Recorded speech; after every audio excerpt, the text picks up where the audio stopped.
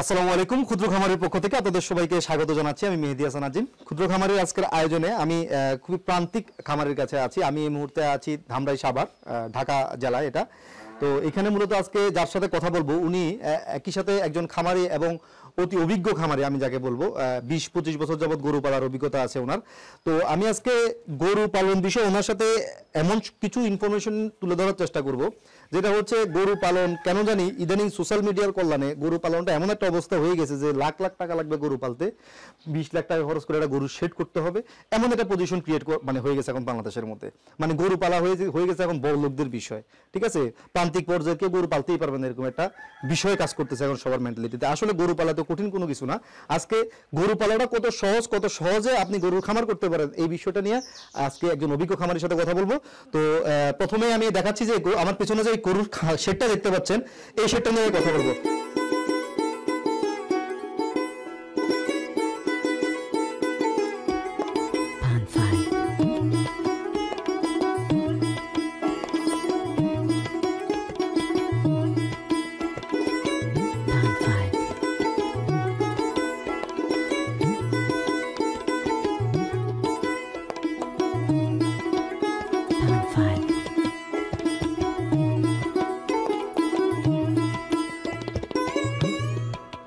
সবার প্রথমে আপনার নামটা একটু বলেন আমাদের দর্শকদের জন্য। আমার নাম মোহাম্মদ হারুনুর রশিদ। মোহাম্মদ হারুনুর রশিদ, আপনি কত বছর যাবত গরু লালন পালন করেন? 20-25 বছর।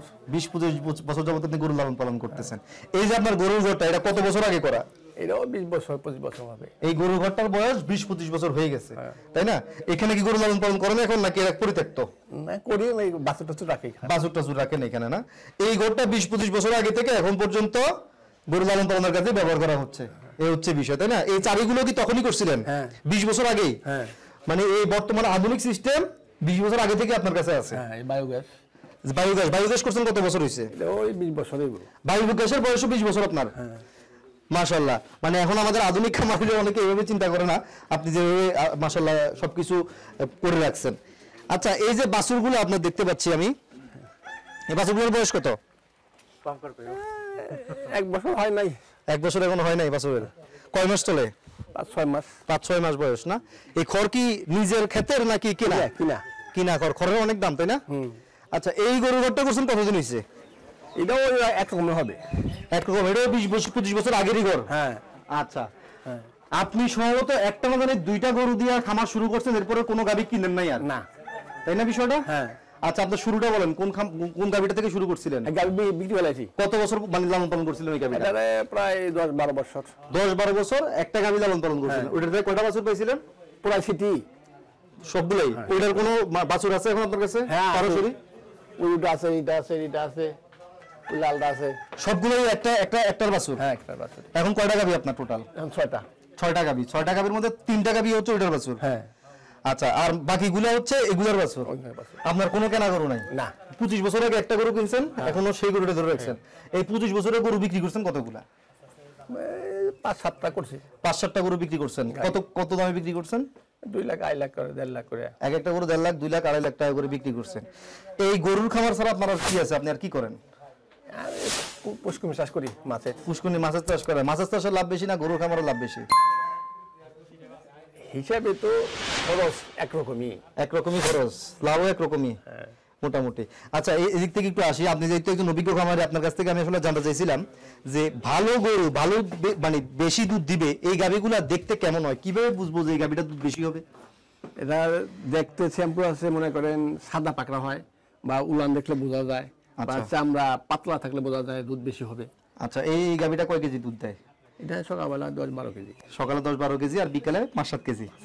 এটা তো আপনার ওই যে প্রথম যে গাভী সেটার বাছুর, সরাসরি বাছুর, মানে এটার মা ওইটা? হ্যাঁ, তাই না? এটাই পর্যন্ত কয় বিয়ান দিছে? 7-8টা দিছে। 7-8টা বিয়ান দিয়ে দিছে, এটা না? এটার বাছুর কোনটা? ওইটা আছে, ওই যে ওইটা এই পর্যন্ত কয়টা বিয়ান দিছে? ওটা প্রথমটা দিছে, এটা প্রথম বিয়ান দিছে। ওইটা কয় কেজি দুধ দেয়? ওটাও 8-9 কেজি হয়, সকালবেলা 8-9 কেজি হয়। আচ্ছা, আর এই পাশে যে গাভীটা আছে এটা একটু কম হয়, এটা 5-6 কেজি হয়। 5-6 কেজি। এটা উলানটা অনেক চাপা উলান, তাই না? হ্যাঁ, এটা চাপা উলান।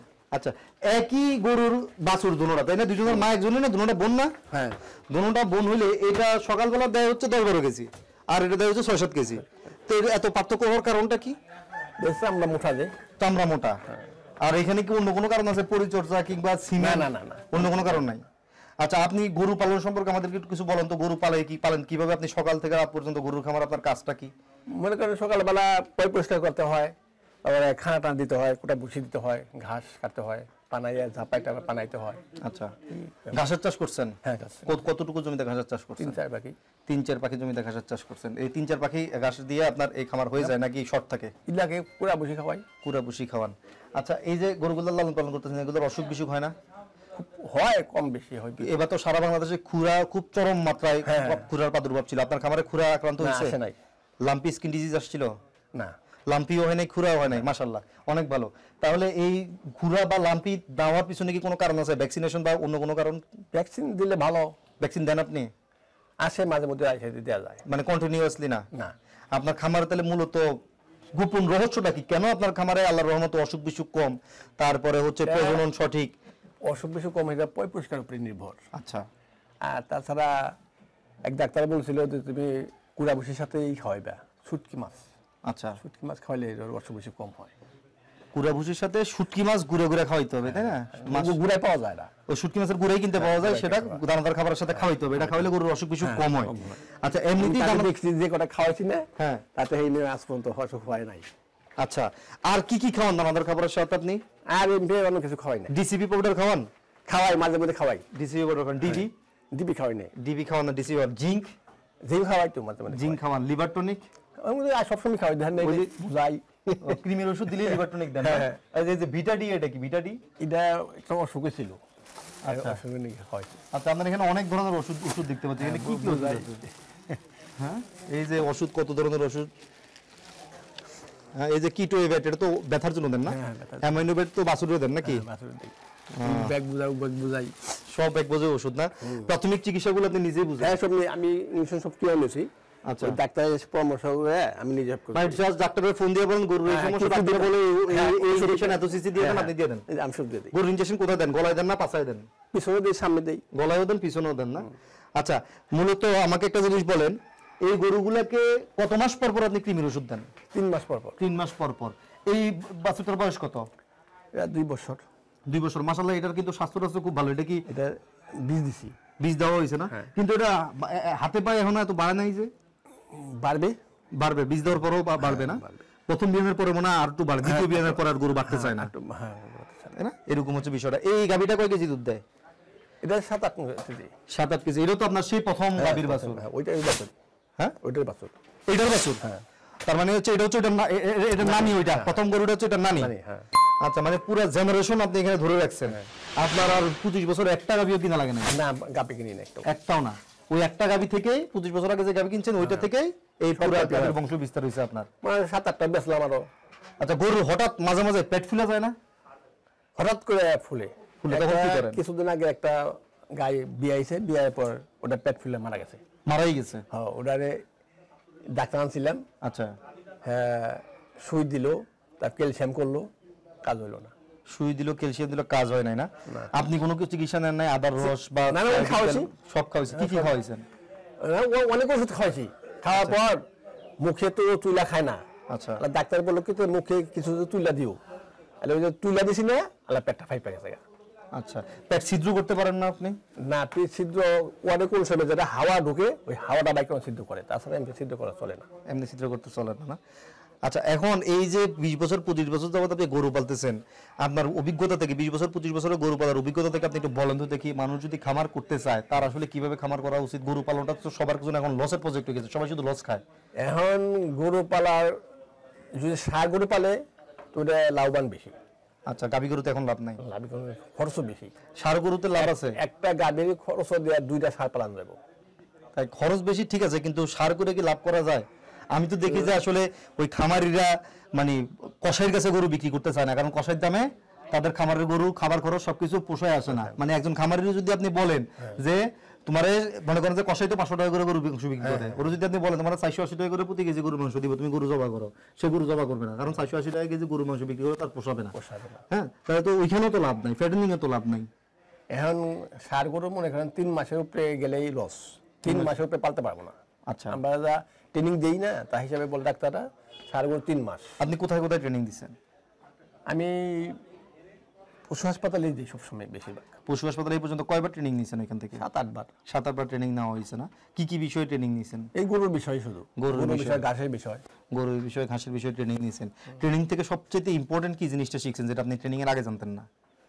ওটা ঘাস কিভাবে চাষ করতে হয় বা গরু কিভাবে মানে অসুখ বিসুখ হইলে কি করতে হয় না করতে হয়, এই সমস্ত বিষয়গুলো শিখছেন। এটা হচ্ছে কোন পশু হাসপাতাল? আপনাদের সাভার পশু হাসপাতাল না, ধামরাই পশু হাসপাতাল। ধামরাই পশু হাসপাতাল থেকে শিখছেন আপনি। আচ্ছা, এছাড়া আপনার এই 20 বছর 25 বছর গরু লালন পালনের মধ্যে সরকারি কি কি সহযোগিতা পাইছেন আপনি?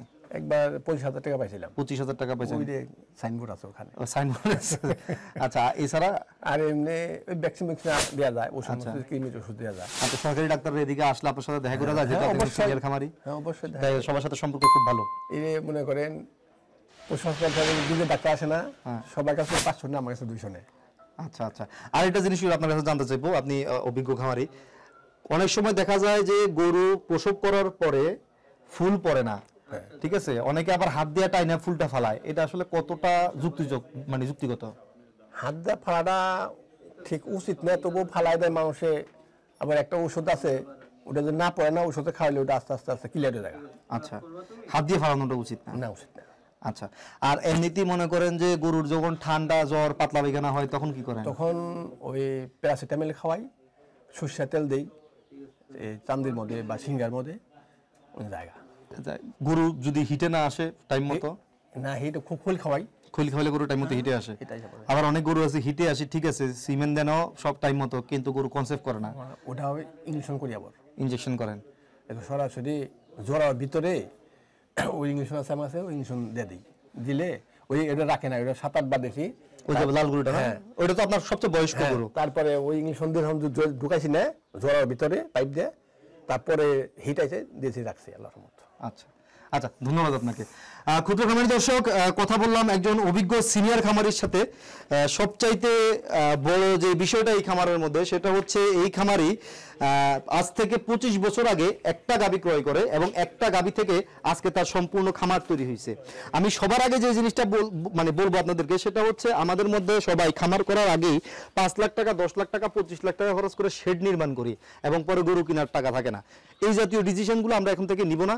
আমরা খুব ছোট কম খরচে, যতটুকু কম খরচে সম্ভব একটা শেড তৈরি করে আস্তে আস্তে গরু পালন শুরু করব। যখন খামার বড় হবে, শেড বড় হবে, তখন আসলে আমরা বিশাল আকারে শেড করার চিন্তা ভাবনা করব।